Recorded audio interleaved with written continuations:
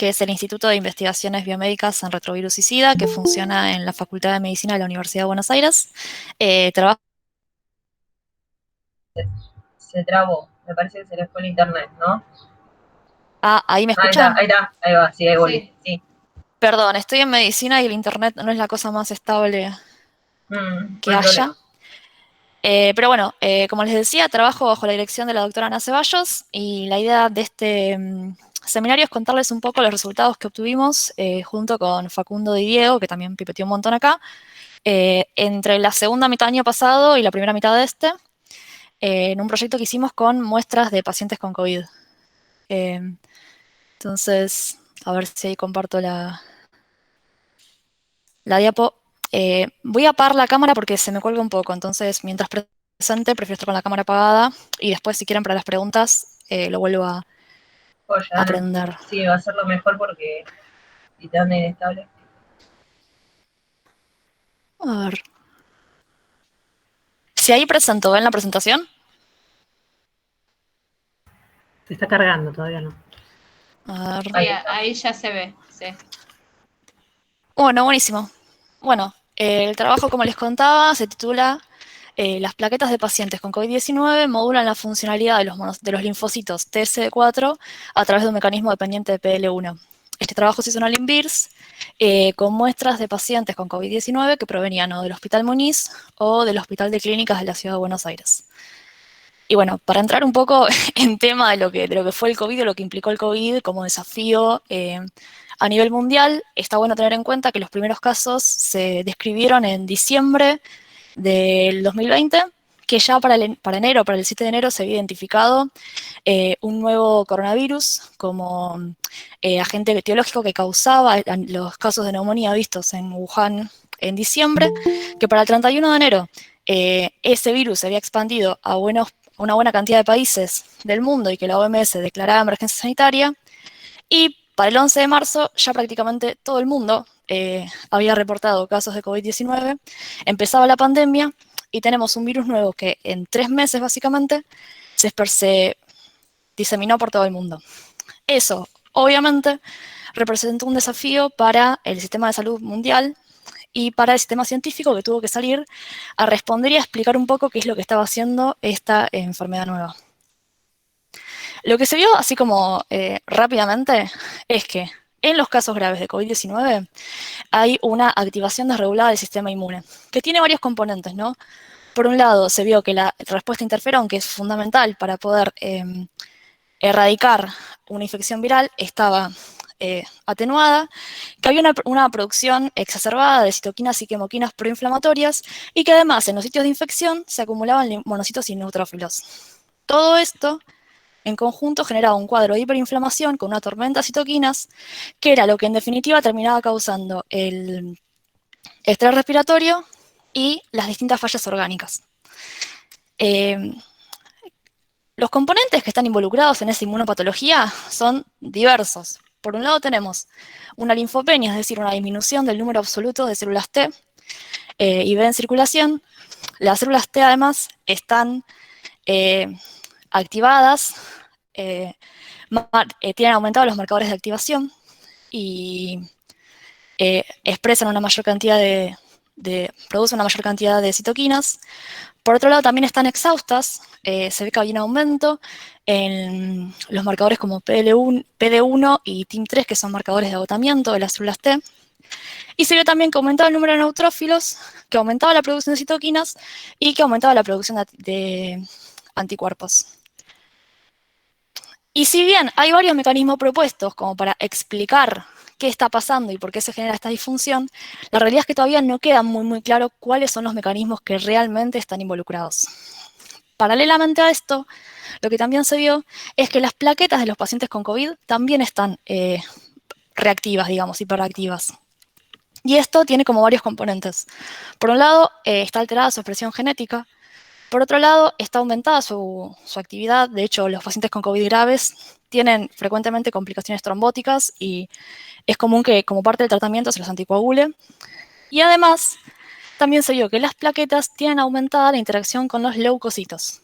Porque las plaquetas, más allá de estar involucradas en los procesos de coagulación, también tienen funciones inmunológicas, que pueden ser directas, como matar directamente a los patógenos, o liberar citoquinas, o indirectas, que están dadas más que nada por la interacción que pueden tener las plaquetas con distintos leucocitos. Lo que se vio es que en circulación, cuando las plaquetas se activan, van a empezar a producir una molécula que se llama P-selectina, y esa molécula les va a permitir formar agregados, tanto con monocitos como con neutrófilos, como con linfocitos, y de esa forma van a modular o a condicionar un poco la activación de esas células. Algo en lo que se vio que están involucradas, por ejemplo, es en la extravasación leucocitaria. Pero además de eso, también en bibliografía hay, ¿cómo se llama? Hay información respecto de que, por ejemplo, en el caso de neutrófilos y de monocitos, las plaquetas y la interacción con plaquetas potencian su activación. Yo la verdad que tengo bastante más fresca la bibliografía de monocitos y se sabe que, por ejemplo, aumentan la producción de IL-8, aumentan la producción de TNF, aumentan la expresión de CD16, producen varios cambios. En linfocitos, en cambio, si bien hay un poco de bibliografía, no está tan claro cuál es la función o cuál es el efecto que ejerce la interacción entre plaquetas y linfocitos. Entonces, nuestra 19 grave potencia el cuadro inflamatorio que lo caracteriza, y la pregunta que de alguna forma rigió todo esto es si las plaquetas de pacientes con COVID-19 pueden contribuir a la patología observada modulando específicamente la funcionalidad de los linfocitos TCD4. ¿Por qué elegimos los linfocitos? Bueno, porque sentimos que era un campo que estaba menos explorado. Tenemos resultados con monocitos, pero nos pareció que estos eran más interesantes para mostrar. Lo que hicimos a partir de ahí fue reclutar un grupo de pacientes, que como ya dije, los sacamos del Hospital Muniz y del Hospital de Clínicas. Esto es una filmina que más o menos describe a grandes rasgos las características de ese grupo de pacientes. Eran en su mayoría hombres, el 50% eran pacientes graves, el 25% leve y el 25% moderado. Presentaban comorbilidades, obviamente los pacientes graves tenían aumentado el porcentaje de comorbilidades. Y cuando analizamos por ahí las características del laboratorio de estos pacientes, vemos, en consistencia con lo que ya está publicado en bibliografía, que tienen una disminución en el recuento de linfocitos, un aumento en el recuento de neutrófilos, obviamente un aumento como consecuencia en la relación neutrófilos-linfocitos, y un aumento en marcadores bioquímicos de inflamación como puede ser dímero D. Acá puse dímero D para poner 1, pero podría haber también puesto ferritina o proteína C reactiva, y lo que hubiera visto es el mismo comportamiento, digamos, que los pacientes graves tienen aumentadas las cantidades. Y así como dije que las plaquetas activadas pueden agregarse a leucocitos en circulación, lo primero que hicimos fue evaluar si los linfocitos que estábamos obteniendo en sangre entera en estos pacientes tenían aumentada la agregación a plaquetas. La estrategia para hacer esto fue una estrategia muy sencilla. Tomamos una muestra de sangre entera y la marcamos con básicamente dos marcadores: CD4, que es específico de linfos, y CD62P.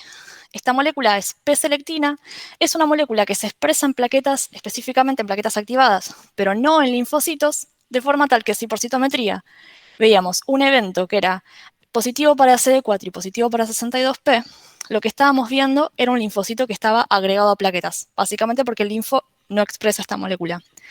Y cuando analizamos qué pasaba a nuestros pacientes midiendo esto, lo que encontramos es que los pacientes moderados y graves tienen aumentado de forma significativa el porcentaje de agregados en circulación respecto a los dadores sanos. A partir de acá y para el resto del trabajo, lo que vamos a hacer va a ser quedarnos solamente con los pacientes moderados y graves para estudiar los procesos que siguen. Otra cosa que vimos es, bueno, estudiamos si este porcentaje de correlación que estábamos, este porcentaje de agregación que estábamos registrando tenía alguna correlación con algún parámetro clínico que hubiéramos medido, que tuviéramos datos. Y lo que vimos es que, por ejemplo, si nos fijábamos en el recuento de las distintas células que están en circulación, Con leucocitos no había correlación, con neutrófilos no había correlación, con plaquetas no había correlación, pero había una correlación negativa entre el recuento de linfocitos observado y el porcentaje de agregación de plaquetas. O sea, básicamente, cuanto más agregación mostraba el paciente, menos linfocitos tenía en circulación. Lo cual tiene sentido, porque si pensamos que los pacientes graves son los que están, los que muestran un mayor porcentaje de agregación y también los que muestran un menor recuento linfocitario, o sea, no fue algo tan loco encontrar esto. De todas maneras, esto es una correlación, no muestra causalidad ni nada por el estilo, pero nos pareció interesante. Lo siguiente que nos preguntamos es, bueno, entonces, estas plaquetas que están activadas y están agregándose más a los linfocitos, ¿pueden de alguna forma estar modulando la funcionalidad de estos linfocitos que en pacientes con COVID está alterada de por sí? Lo que hicimos entonces fue diseñar un experimento que era básicamente un cocultivo, donde agarrábamos y purificábamos linfocitos CD4 de un dador sano y lo cultivábamos en presencia de plaquetas que podían venir o de un paciente con COVID-19 o de un dador sano que era diferente al que nos había dado los linfocitos TCD4. Ay, esperen un segundo que se me está agotando la batería.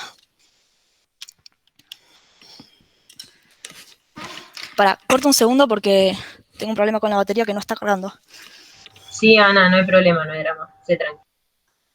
No sé, perdonen. ¿Me escuchan? Sí, sí. Buenísimo. Perdonen, no había prendido la llave general, le había conectado a la computadora, pero no había internet, no había, ¿cómo se llama? Electricidad, básicamente. Bueno, Bueno, perdonen. no pasa nada. Bueno, como estábamos diciendo, las plaquetas están más agregadas a linfocitos, esto fue un dato. Hay una correlación negativa entre linfocitos y agregación, este fue otro dato. Y lo que estamos haciendo ahora es, bueno, nos preguntamos si esa agregación que estábamos observando podía de alguna forma modular la forma o la activación de estos linfocitos, ¿sí? Entonces, como ya dije, cocultivamos en cultivos que sean alogenéicos, esto es decir, que las células que están involucradas en el cocultivo vienen de personas diferentes, tanto para pacientes con COVID como para dadores sanos. Estimulamos estos linfocitos con plaquetas y 48 o 96 horas después, dependiendo de qué era lo que estábamos midiendo, hicimos un readout, que puede ser por citometría o por ELISA. Entonces, a partir de ahora todos los gráficos van a tener como esta forma, ¿sí? Donde tenemos una muestra que está sin estimular, que este es el control, digamos, negativo del experimento, una muestra que está estimulada pero sin plaquetas, esto vendría a ser como controles, y a su vez tenemos la condición que está estimulada con plaquetas control y la condición que está estimulada con plaquetas COVID. La comparación que a mí más me interesa hacer es la diferencia que hay entre los linfocitos en presencia de plaquetas control y los linfocitos en presencia de plaquetas COVID. Más que nada porque esto lo que me está diciendo de alguna forma es qué pueden tener de diferente o qué pueden hacer de diferente estas plaquetas que vienen de una persona con COVID respecto de una plaqueta control que está en una situación más de homeostasis, si así se quiere. Entonces, lo primero que medimos es la expresión de CD25, que es un marcador de activación, y lo que vimos es que había una disminución de la expresión de CD25 cuando los linfocitos eran co-cultivados en presencia de plaquetas de pacientes de COVID respecto de dadores sanos. Y lo mismo vimos y observamos para la producción de TNF-alfa. O sea que, en principio, las plaquetas de COVID estarían como atenuando la activación o la producción de citoquinas proinflamatorias. Cuando repetimos el experimento y medimos interferón gamma, vimos que también había una diferencia, una disminución en el cocultivo de plaquetas con COVID respecto de plaquetas de dador sano. Sin embargo, acá el patrón era un poquito distinto porque lo que pasaba es que las plaquetas de dador sano podían estimular a los linfocitos a producir interferón gamma y que eso se perdía cuando las plaquetas venían de pacientes con COVID. Y cuando analizamos lo que pasaba con la producción de IL-17 o de IL-10, vimos que no había diferencias entre plaquetas control y plaquetas COVID. De forma tal que acá parecería que simplemente el hecho de que haya plaquetas, independientemente de dónde vengan, tendría el mismo efecto. Cuando analizamos qué pasaba con la proliferación linfocitaria midiendo la expresión de Ki67, que es un marcador de proliferación. Vimos que no había diferencia, que no pasaba nada.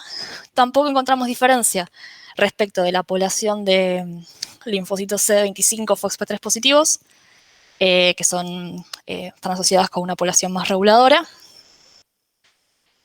Así que básicamente lo que tuvimos es una serie de resultados donde las plaquetas de pacientes con COVID regulaban de forma diferente dependiendo de qué era lo que medíamos. Lo cual es interesante porque nos habla de que esta regulación que están ejerciendo no es igual para todos los marcadores, no es un efecto global, digamos, sino que parecería que estaría afectando algunos parámetros sí y algunos parámetros no. Lo siguiente que hicimos fue preguntarnos si esto que estábamos viendo en realidad era algo real o era el efecto de hacer simplemente un cocultivo con células que venían de dos personas diferentes. Entonces intentamos validar este modelo, cambiando un poquito el experimento y haciendo que ahora las plaquetas y los linfocitos que usábamos provinieran de la misma persona. Entonces, reclutamos pacientes control y pacientes con COVID. Para cada una de las muestras purificamos por un lado los linfocitos CD4 y por otro lado las plaquetas. Los volvimos a cultivar con la misma relación que habíamos usado, que era 100 plaquetas por cada linfocito. Esperamos 96 horas y, o sea, estimulamos con CD3, CD28, esperamos 96 horas y medimos por ELISA la producción de interferón gamma únicamente. Elegimos esta citoquina porque es la que más se produce y la que más cambiaba, entonces nos pareció que era el mejor readout posible. Y lo que observamos fue, nuevamente, que el cocultivo de plaquetas control con linfocitos, aun cuando es un cultivo singeneico, produce un aumento de la producción de interferón gamma, mientras que el cocultivo con plaquetas de pacientes con COVID no parecería producir ninguna diferencia. Y nuevamente encontramos una diferencia entre la condición de linfocitos más plaquetas de dador sano y la condición que tenía plaquetas COVID, con linfocitos COVID. O sea que estaríamos como validando el modelo que usamos anteriormente. Ahora bien, ya sabemos entonces que las plaquetas de pacientes con COVID modulan la funcionalidad de los linfos y lo hacen de una forma diferente a la que ejercen los dadores control. La pregunta es, ¿hay alguna diferencia que podamos medir entre las plaquetas de controles y las plaquetas COVID? Tuvimos bastante suerte en realidad porque había disponible un set de datos de una transcriptómica que se había hecho purificando plaquetas de pacientes sanos y de pacientes con COVID. Ellos eligieron pacientes con COVID que estaban en terapia intensiva y los que no estaban en terapia intensiva. Estos datos en sí no son nuestros, es una base de datos que estaba disponible que nosotros pudimos tomar para reanalizar en función de lo que queríamos hacer nosotros. Hicimos ese reanálisis y lo que descubrimos primero es, que era algo bastante esperable porque de hecho esto ya estaba publicado, que hay como un patrón diferencial de expresión entre plaquetas control y plaquetas COVID, ¿sí? El heatmap de acá, o sea, muestra exactamente eso. Vemos que si analizamos, si hacemos un análisis de similitud, las plaquetas control van a agrupar de una forma y las plaquetas COVID van a agrupar de otra. Esto nos dice que transcripcionalmente tienen características diferentes las plaquetas control y las plaquetas COVID. Y en paralelo hicimos otro análisis que ya no estaba publicado, que fue hacer básicamente un volcanoplot, que lo que nos muestra es los genes que más se modifican, que más aumentan su expresión o disminuyen su expresión en una condición COVID versus los dadores sanos. Lo que encontramos acá, bueno, era básicamente que los genes que estaban más upregulados eran los genes que venían por la vía de interferón, como IFITIM3, IFITIM2, JAK, IFI27, IFI16. Y cuando fuimos a hacer un análisis más a lo que buscábamos nosotros y nos preguntábamos qué pasaba por ahí con genes que ya se sabe que están involucrados en suprimir la activación linfocitaria, encontramos que dentro de los genes más expresados había algunos candidatos que nos interesaban, como PDL1, HBM, galectina 9, ILTR y CD155, que ya está reportado que son capaces de suprimir la activación linfocitaria. Y lo que vimos además que nos pareció muy interesante es que PDL1 está upregulada en expresión en plaquetas que vienen de pacientes con COVID-19. Nosotros lo que hicimos es buenísimo, tenemos ese dato por transcriptómica. Vamos a ver si por citometría, midiendo la expresión de la proteína en la membrana de nuestras plaquetas de nuestros pacientes, vemos el mismo efecto. Entonces, por citometría, evaluamos la expresión de PDL1 y de CD62P, que es P-selectina, esta molécula que expone las plaquetas que están activadas, y vimos que los pacientes con COVID-19 tienen muy aumentada la expresión de PDL1 en membrana. Y lo mismo pasaba con P-selectina, que esto era como más esperable.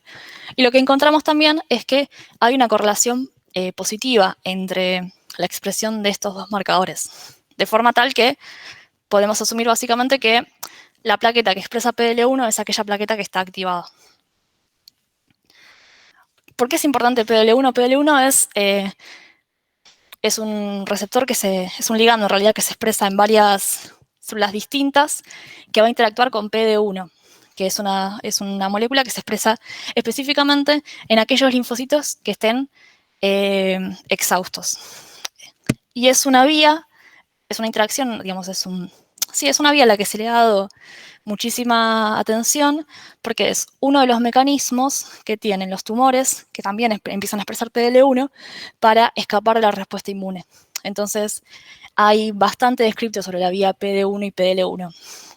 Hace relativamente poco salió un paper, que fue el primer paper, que explicó que las plaquetas expresaban PDL1, pero en un contexto también de personas que creo que tenían leucemia, era como una enfermedad oncológica. No hay nada descripto hasta ahora, básicamente, de que en un contexto de una enfermedad infecciosa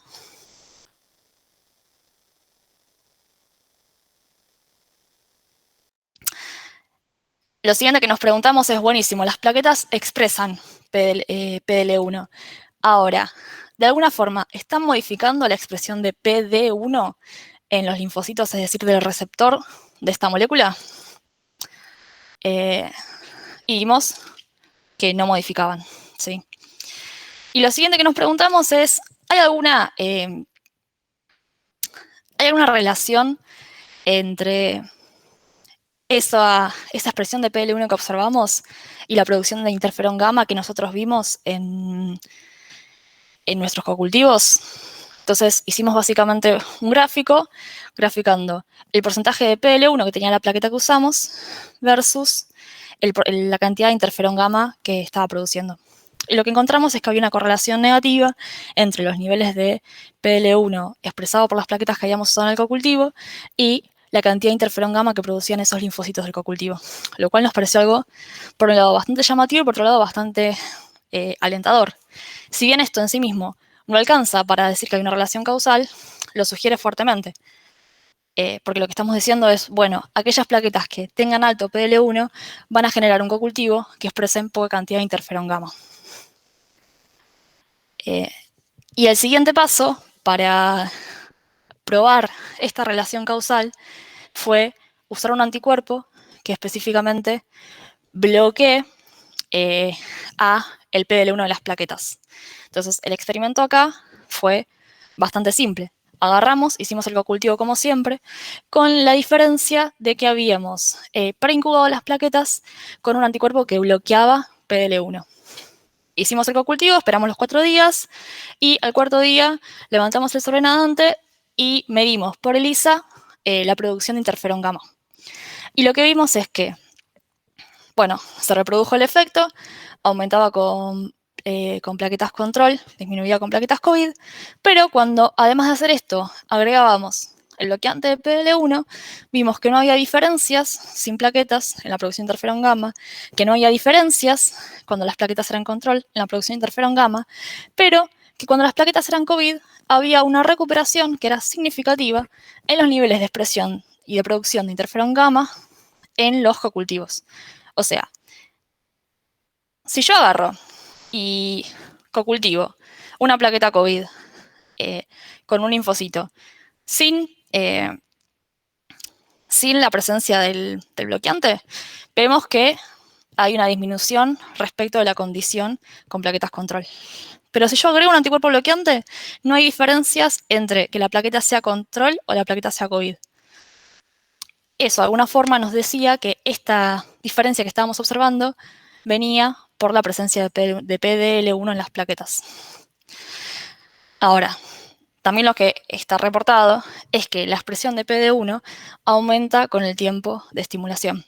Entonces nos pareció que era interesante por ahí cambiar un poco el sistema y ya no hacer el cocultivo el mismo día que estimulamos a los linfocitos, sino estimular a los linfocitos previamente, dejarlos 5 días, que era el valor máximo que habíamos visto para la expresión de PDL1, y recién ahí agregarle las plaquetas purificadas y largar el cocultivo. Volvimos a hacer esto en presencia del anticuerpo bloqueante y lo que vimos es que este es un experimento un poco distinto. Si yo analizo qué pasa sin el bloqueante, vemos que no hay diferencias entre las plaquetas control y la condición sin plaquetas y que cuando uso plaquetas COVID ya hay una disminución en la producción. Lo cual tiene sentido porque estos linfocitos de entrada tienen mayor cantidad de PD1 y el PDL1 que tengo está como inhibiendo su producción. Ahora, si nosotros acá, en este contexto, agregamos un anticuerpo bloqueante de PDL1, esa inhibición que veíamos antes, entre esta columna y esta columna, se pierde y recuperamos los niveles de producción originales. O sea que en este sistema también esa modulación que vemos está dada por la presencia de PDL1 en plaquetas. Las conclusiones de este trabajo y de los experimentos que acabo de mostrar son las siguientes. Primero, que los pacientes con COVID-19 presentan niveles incrementados agregados entre linfocitos CD4 y plaquetas. Segundo, que las plaquetas de pacientes COVID-19 son capaces de modular la funcionalidad de los linfocitos TCD4 de manera diferencial a la de los dadores sanos. Tercero, que la expresión de PDL1 posibilita que las plaquetas de pacientes hospitalizados con COVID-19 modulen la producción de interferón gamma en los CD4. Y las perspectivas que quedan como para explorar y para ampliar el trabajo sería explorar otros mecanismos de regulación posibles, hacer experimentos con Transwell de forma de eliminar la interacción directa entre los linfocitos y las plaquetas y evaluar la existencia de otros mediadores solubles que también puedan estar afectando la funcionalidad de los linfocitos. Y a modo de conclusión gráfica, lo que podemos decir es que cuando yo cultivo a un linfocito de un dador sano con plaquetas de dadores sanos, bueno, lo que veo es que hay un aumento de interferón gamma, un aumento de IL-17 y una disminución en la producción de IL-10, pero cuando esto pasa con COVID-19, eso que se convertía en aumento de interferón gamma se pierde, hay una disminución en la producción de TNF-alfa, un aumento en la producción de IL-17 y ahí sigue habiendo un aumento en la producción de IL-17 y una disminución en la producción de IL-10. Pero sí que si yo bloqueo el PDL1 que es expresado en las plaquetas de COVID-19, esa producción de interferón gamma se recupera. Así que nada, muchas gracias por dejarme la oportunidad de presentar este trabajo acá. Gracias por escucharme y muchas gracias a Facu, que también está escuchando, que pipeteó todo esto en paralelo conmigo. Así que nada, no sé si tienen alguna pregunta, si fui muy rápido. Felicitaciones. Bueno, muchas gracias. Muy lindo el trabajo. Bueno, sí, feliz. Tengo algunas preguntitas para hacerte. Dale, para que prendo la cámara, dame un segundo. Dale. Dejo de representar. Bueno, primero te felicito por el trabajo porque está muy lindo, muy prolijito, la verdad, muy, muy lindo. Muchas gracias. Y tomé apuntes de algunas cosas que te quiero preguntar, pero en realidad por ahí es más para, quizás lo dijiste y yo no lo entendí, o por ahí, no sé, para aclarar. Dale. En los primeros ensayos que empezaste haciendo los cocultivos. Sí. ¿Esos cocultivos siempre eran el mismo dador, o sea, los linfocitos del mismo dador, o eran ensayos independientes en donde lo hacías en forma paralela, no sé, linfocitos de un dador, control positivo, el CD3, las plaquetas de los dadores y las plaquetas de COVID, eso un ensayo, otro día otro ensayo, o siempre están las mismas plaquetas. No, o sea, la realidad es esta. Las plaquetas se pueden conservar bastante tiempo sin activarse. Es una de las cosas que te dicen cuando vos empezás a trabajar con plaquetas, es que es súper importante controlar los tiempos. Entonces, un día yo sabía que iba a tener células de pacientes, me buscaba 2 o 3 dadores sanos y hacía, como vos decís, ese ensayo pareado donde al mismo linfocito de dador sano le ponía sin estímulo, con estímulo, plaquetas control o plaquetas COVID, sabiendo siempre que las plaquetas control de ese ensayo tenían que ser de un dador diferente. Entonces, con cada dador de linfocitos que yo tuve, hice un experimento independiente con esas 4 condiciones, con un N de 1 mínimo, y en paralelo, además, también hice algunos ensayos autólogos donde el linfocito y la plaqueta venían al mismo dador. Pero la plaqueta de COVID cambiaba con cada experimento. El dador COVID cambiaba con cada experimento. Eso fue por ahí un problema que lo que nunca pudimos hacer fue por ahí hacer ensayos con muestras seriadas. Nos hubiera gustado por ahí tener el mismo paciente de COVID y hacer varios ensayos con varios linfocitos. Eso no lo pudimos hacer, pero sí, cuando yo tenía más de un paciente de COVID y más de un control, por ahí largaba con 2 o 3 linfocitos y con toda la combinación, ¿no? Si yo tenía, no sé, 3 controles y 3 pacientes de COVID, yo ese día alargaba ese paciente, esos linfocitos control sin estímulo, con los otros 2 controles que me daban las plaquetas y con las 3 muestras de pacientes con COVID. No, bueno, pero me parece importante esa parte que vos mencionás, que sean todos linfocitos diferentes, porque en el momento cuando lo contaba, por ahí después fuiste complejizando más los ensayos, pero en ese momento yo me quedé pensando, pero si siempre es el mismo dador, por ahí los ensayos pueden... No, o sea, más o menos manejamos, el N más chico que tenemos creo que es un N de 12 dadores diferentes de linfos. Y eso se suma... claro, por la y ahí para arriba con el propia tema de los dadores, digamos, porque los dadores no son siempre... No son totalmente, no, y de hecho es algo que se nota un montón en el trabajo porque, o sea, cada experimento que yo hago tiene células de 3 personas distintas. Entonces, esa variabilidad es algo que es muy fuerte y que de hecho disminuye un poco la fuerza de los resultados. Si yo te muestro el mismo experimento relativizado, los resultados son muchísimo más contundentes, pero bueno, es mucho más lindo ver la magnitud real de lo que se produjo y que aún así la verdad que sigue dando diferencias bastante importantes. Y eso también de alguna forma nos hace como nos ayuda a crearles más los resultados, porque si yo uso tantas células diferentes, de tantas personas diferentes, más o menos usé 60 dadores de COVID, un poco más incluso, y siempre el comportamiento global es igual, bueno, es un efecto fuerte. Sí, muy bien. La otra cosa que me surgió es, vos siempre estás hablando de la condición hospitalizados. Sí. ¿Tuvieron oportunidad de hacer algún ensayo con pacientes que tengan COVID, pero que el efecto no sea tan severo, digamos? Porque también la verdad es que la no. modificación de las plaquetas es progresiva, digamos. O sea, no totalmente. Es que, pero por ahí en algún punto intermedio, como para reforzar lo que tienen hasta ahora. No, la verdad que eso fue medio como un problema de cómo fue el devenir de los experimentos, porque los primeros resultados que tuvimos fueron los de agregación, que ahí sí por ahí llegamos a pesquisar a pacientes más leves, que como era el principio de la pandemia, estaban internados en los hospitales, pero después como nosotros siempre nos manejamos con los servicios de sala y de terapia intensiva, esos pacientes ya como que los recontra perdimos. También es verdad que a nosotros por ahí no nos interesaba tanto ver qué pasaba con esos pacientes, porque como esta disfunción del sistema inmune se empieza a ver en casos que ya son un poco más graves, por ahí el foco del trabajo lo pusimos en ese lugar, no tanto. Pero por ahí para darle la comparación, sí. O sea, hubiera estado bueno, no lo pudimos hacer. Los puntos extremos son lo que realmente había que hacer, pero digo, por ahí, para algún punto intermedio, saber qué era lo que iba pasando, por ahí estaba interesante. Bueno, y la última, la parte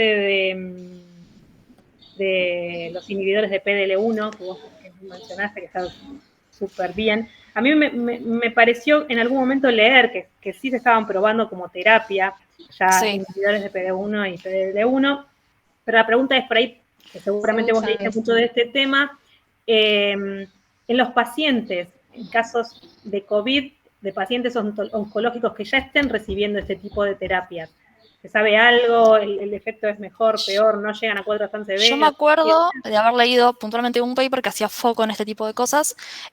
Hablaba en general de, ¿cómo se llama? De tratamientos con anticuerpos monoclonales que apuntaban a checkpoints inmunológicos. Y lo que recuerdo haber leído es que no les iba peor, no lo asociaba con una sobrevida, pero sí lo asociaba con, como no eran pacientes a los que les iba peor que Cuadros no el tan resto de la severos por población. ahí. Sí, sí, sí, sí. No, la verdad que es una re buena pregunta, no volví a andar más en ese tema, pero lo tendría que volver a chequear. Esto lo leí más o menos hace 2 meses, una cosa así. Bueno, Eh, es muy lindo el trabajo. Bueno. Sole, después pregunto yo. ¿Sole? Ah, Se fue, creo. no, Ah, ahí está, ahí levantó la mano. Sí, no sé si escuchan. Bueno, mientras te pregunto yo. Yo tengo leído, porque justo que estabas diciendo que no se describió, nosotros también estamos encontrando expresión, de hecho por ahí está mi becaria que lo está viendo, expresión de PDL1 en el marco de tumores, en sí. macrófagos y también en infección por Epstein-Barr. Justo lo estamos viendo. Y una de las cosas que yo había leído, quería saber si sabías o tenían una hipótesis de qué es lo que podría llevar a la expresión de PDL1 en plaquetas, porque está descrito que el interferón es una de las cosas que lleva y probablemente después la misma expresión de PDL1 sea lo que baja la producción de interferón. Si lo vieron ustedes o qué es lo que suponen. Bien, mientras yo estaba haciendo este trabajo, salió un trabajo diferente, más o menos en diciembre del año pasado, que es un Scientific Report, que también está como más orientado a la parte de oncología, pero dentro de esos experimentos, una de las cosas que hacían era activar las plaquetas y ver que cuando las plaquetas se activaban, aumentaban la expresión de PDL1. Entonces, Ajá. lo que yo creo que pasa, y esto está dentro del plano de las conjeturas, porque en realidad tengo que hacer más experimentos como para poder probarlo, es que la plaqueta de alguna forma tiene como un comportamiento dual, de donde primero activa al linfocito y después baja su activación expresando PDL1. Yo creo que la Ajá. plaqueta de forma constitutiva tiene como guardado hacia adentro las moléculas de PDL1 y que al activarse y fusionar los gránulos que tiene con su membrana plasmática, básicamente exponiendo 62P, que es P-selectina, Uh-huh. también en el medio expone PDL1 y que lo que estamos viendo acá es algo que no es específico de COVID, aunque pero como bien decís vos, puede estar aumentada Uh-huh. esa expresión por la vía interferona activa. Pero lo que yo creo Okay. realmente es que esto no es algo específico de COVID, sino que si por ejemplo voy a un paciente escéptico que también tiene las plaquetas activadas, voy a encontrar algo similar. Y lo que estoy viendo es como un mecanismo más de regulación que por ahí no está tan explorado. Que en el caso de COVID es muy claro, primero porque tiene la vía activa del interferón, y por otro lado porque también son plaquetas que están más activadas. Pero yo creo que cualquier patología Okay. donde vea activación voy a ver lo mismo. Exacto. Y una pregunta, una así detallecito, que yo, perdón, me perdí las primeras diapositivas con respecto a lo que decía Pamela, que vos tomaste plaquetas de pacientes hospitalizados. Sí. Digamos, o sea, ¿tomaste todo paciente hospitalizado o con algún síntoma en particular o alguna días de evolución de la enfermedad que a vos te resultara interesante estudiar? La realidad es que los días de evolución más o menos las muestras que tomábamos estaban entre el quinto y el, creo que 10.º día de hospitalización. Ah, ok.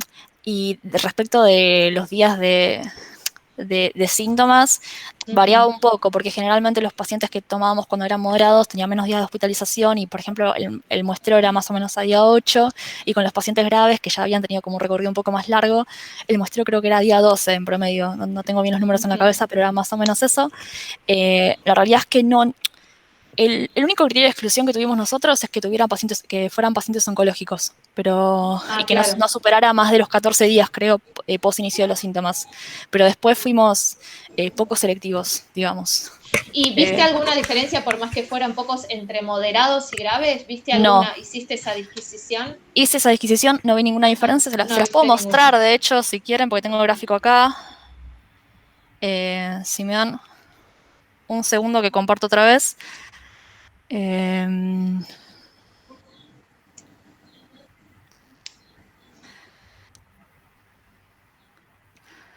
a ver si...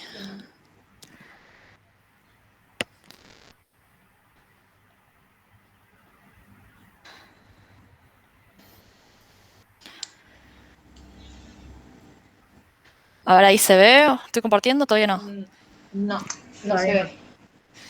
A ver, dame un segundo que... Esta es mi computadora.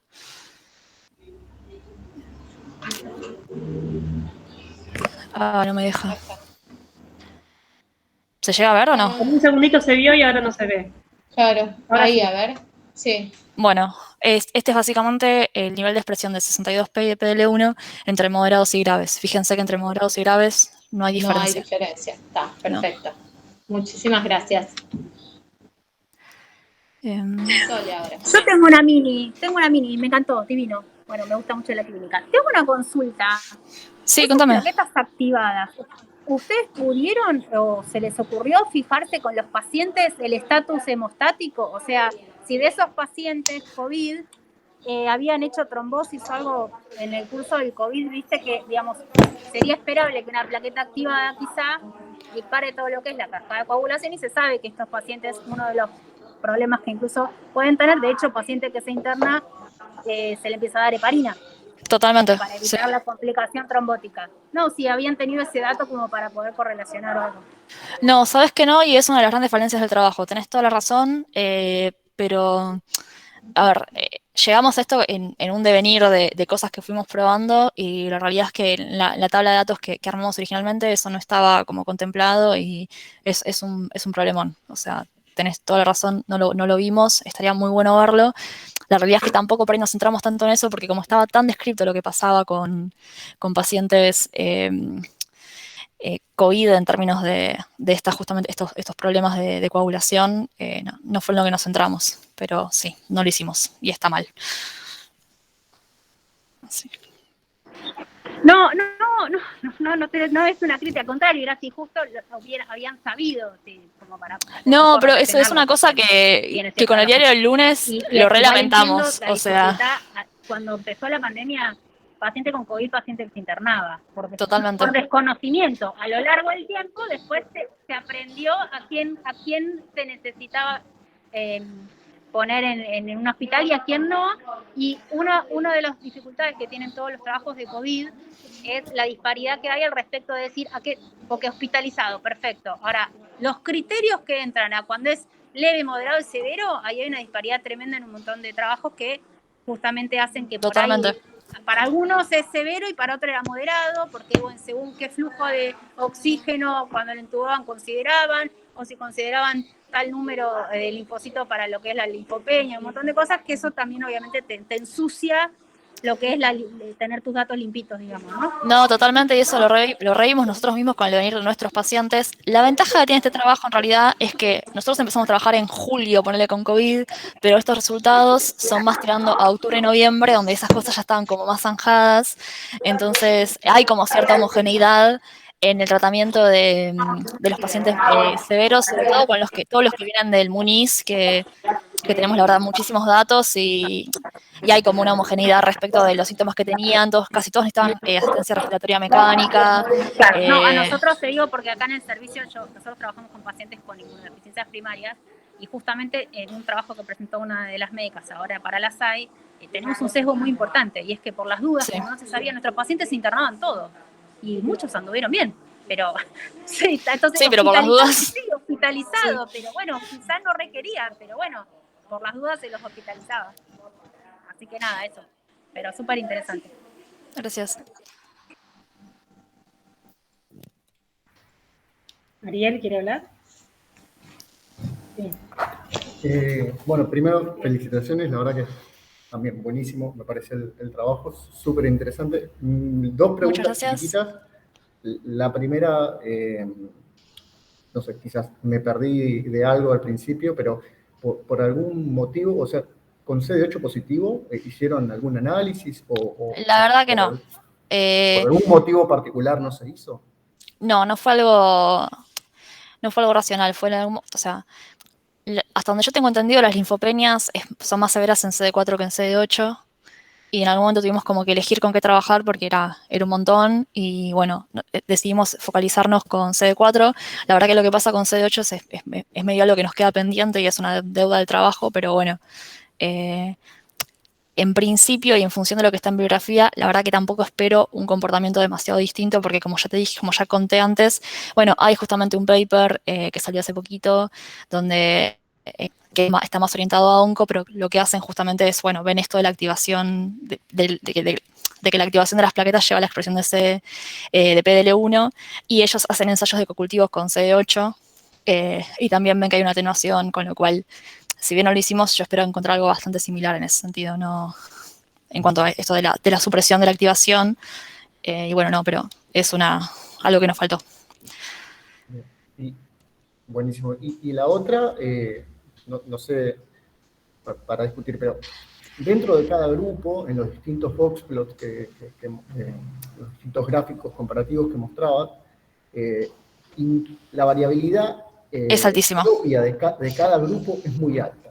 Sí. La pregunta es si hicieron algún tipo de análisis secundario, digamos, para tratar de controlar. Por ejemplo, no sé, mientras hablaba se me ocurría una variable, un confounding factor posible, si puede ser el día que vos tomás la muestra, o alguna otra variable que tenga más sentido de lo que yo te puedo estar diciendo así en este momento. Pero ¿algún tipo de análisis hicieron para tratar de controlar o de entender esa variabilidad?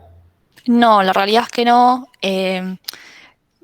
Como que si vos agarrás y ves a grosso modo los resultados crudos de todos los experimentos, ves que hay experimentos donde los linfocitos responden más o menos a la activación, que eso es algo que le adjudicamos más que nada al, ¿cómo se llama? Al dador de linfocitos en sí, porque si vos agarras, por ejemplo, experimentos que hice el mismo día, con el que estimula en el mismo momento, tengo un dador que se estimula un montón y otro dador que no se estimula tanto, entonces por eso también responde a la variabilidad de los linfos.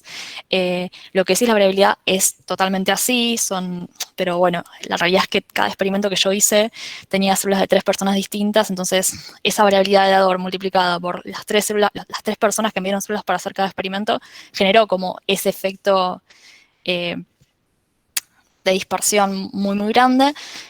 Lo que a mí me dejaba tranquila, digamos, en cada experimento es que yo siempre veía lo mismo en cuanto a comportamiento. Yo sabía que las plaquetas control estimulaban la producción de interferón gamma y las plaquetas COVID no hacían nada o bajaban. Entonces, esa consistencia interexperimento que por ahí no se ve reflejada cuando yo pongo todos los datos juntos porque hay mucha variabilidad, fue lo que a nosotros nos dejó tranquilos. La realidad es que después no hicimos un análisis más detallado de las plaquetas porque yo creo que el tema viene más que nada por el dador de linfos, el dador de plaquetas. Lo que más se parece a eso en realidad es cuando yo hago la correlación entre la producción de interferón gamma y el porcentaje de PL1 que expresan las plaquetas, lo que vos ves es que la dependencia viene más del dador de plaquetas en cuanto al movimiento en cuanto a, digamos, como que dadores de plaquetas similares generaban como disminuciones similares en la producción de interferón gamma o aumentos similares en la producción de interferón gamma y eso fue lo que más o menos nos dejó como tranquilos, pero no hicimos ningún análisis para ver a qué se podía deber la variabilidad.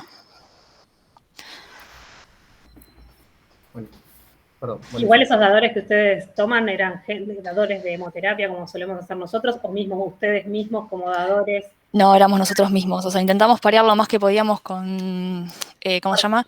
Con sexo y edad. El INVIR, por suerte, es grande y había un montón de gente trabajando porque estábamos haciendo diagnóstico, con lo cual, dentro de todo, lo logramos bastante bien, pero había un momento de la pandemia donde la gente no se iba a sacar sangre y casi no iba a donar, entonces, bueno, fuimos nosotros. O sea. No, porque a nosotros nos pasa lo mismo, cuando trabajamos con dadores, los dadores, por eso te dije, no son perfectos, no son sanos, siempre hay una variabilidad impresionante. Totalmente. Y otra cosa que vemos nosotros respecto de cuando somos nosotros los donantes, no sé si es porque somos personal de salud o estamos como expuestos a algún estatus todo el tiempo antigénico, porque a veces tenemos algunos marcadores de activación que no deberíamos. Mira. Pero bueno, no sé, estamos en un hospital, qué sé yo. Totalmente. Así que hay cosas que las tomamos con pinzas.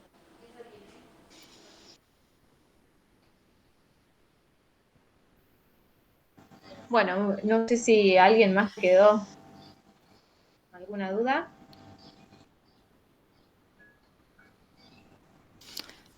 Tami, no sé dónde está, pero no sé. Bueno, Ana, muchísimas gracias por el trabajo, la verdad que estuvo estuvo buenísimo, nos encantó. No, gracias a ustedes por darme la oportunidad de presentarlo. Es la primera vez que lo presento fuera del instituto, además, porque todavía la SAI no vino y me vino bastante bien, como para ponerlo en limpio también.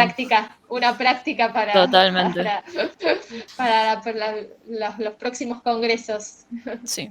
Bueno, muchísimas gracias. Bueno, muchísimas gracias a vos por la presentación. Chau. Chao, gracias.